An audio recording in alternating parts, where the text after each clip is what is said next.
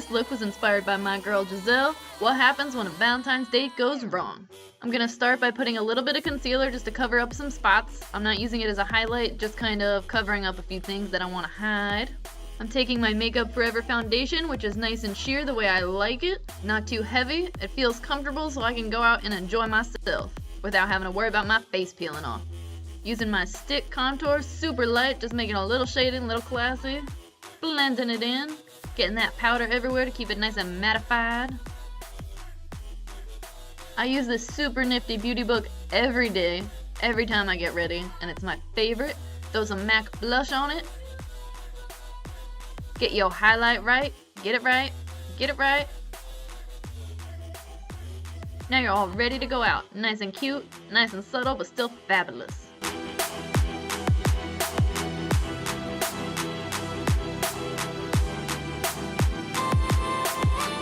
To make my heart and the wound, I'm going to use the extra terrible smelling gelatin and just kind of drip it over my chest, kind of in the area I want it to be, flattening it out in some places, letting it drip in some places. Then I let it dry a little bit and layered over it to give it that really 3D effect. I'm shading in the deeper spots, including the chest hole, with black.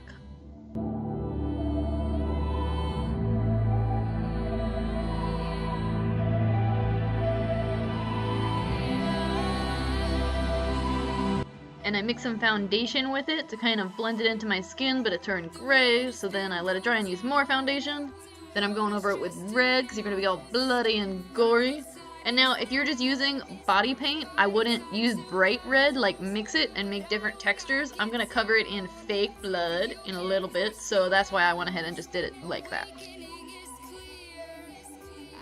And just so you know, the fake blood stains. It stains your skin, your clothes, and everything, so wear something you don't like, and your chest might be red for a little while. But it'll be fine, because you made art. Skeleton heart inspired by glam and gore.